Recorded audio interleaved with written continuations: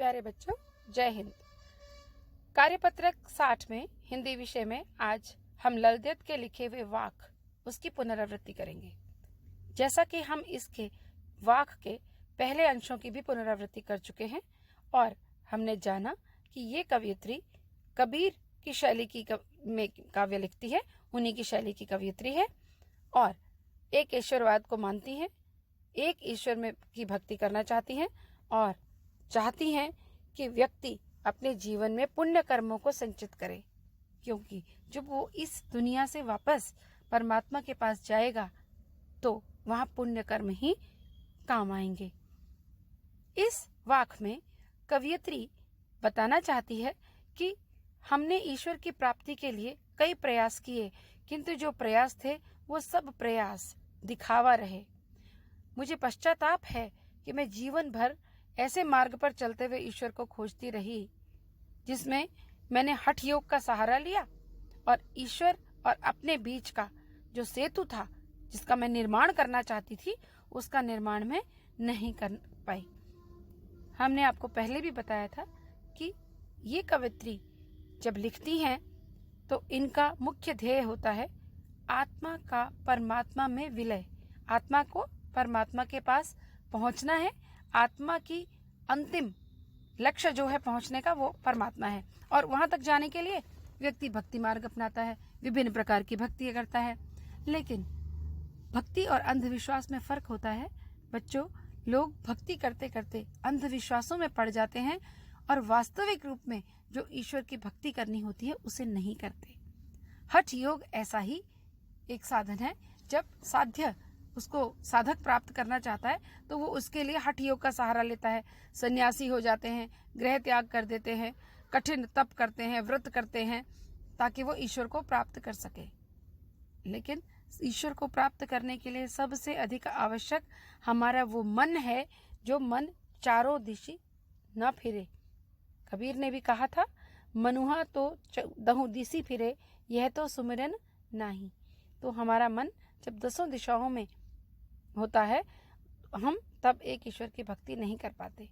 यहाँ पर कवयित्री कहती है कि मैंने ईश्वर की प्राप्ति के लिए कई प्रयास किए, लेकिन वो सभी प्रयास व्यर्थ हो गए हैं, क्योंकि वो प्रयास केवल मात्र दिखावा रहे।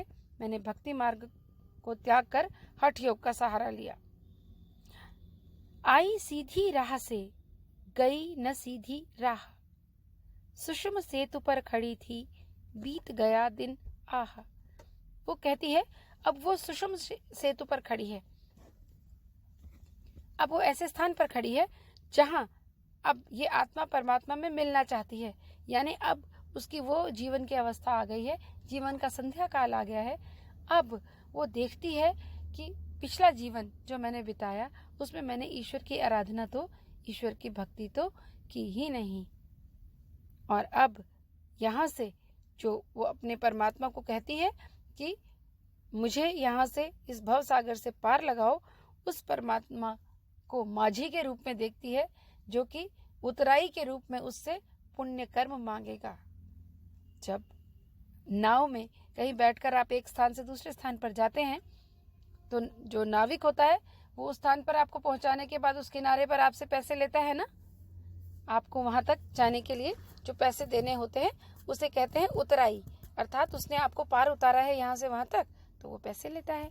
लेकिन जो ईश्वर है उसके घर में तो पैसे, रुपए, धन, संपत्ति, वैभव, यश कुछ भी नहीं चलता।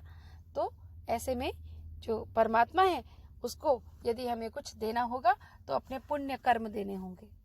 तो वो कहती है मैंने सारे जीवन में हठ योग का सहारा लिया और मैंने अपने जीवन का हिसाब किताब देख रही हूँ, तो मैंने ऐसा तो कोई अच्छा काम नहीं किया जिससे मैं मृत्यु के बाद ईश्वर को दिखा सकूं।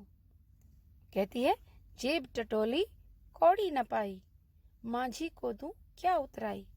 जब मैं अपने जीवन का हिसाब किताब करती हूँ तो देखती हूँ ऐसा तो मैंने कोई भी पुण्य कर्म नहीं किया जो मैं अपनी मृत्यु के बाद ईश्वर को दिखा सकूं।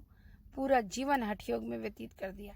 यदि मैं अपने जीवन का माझी जो ईश्वर है उसको भक्ति के मार्ग से पाती तो आज उसे उतराई के रूप में अपने पुण्य कर्म दे पाती। अब जब वो मुझसे उतराई के रूप में पुण्य कर्म मांगेंगे तब मैं इसे क्या दूंगी।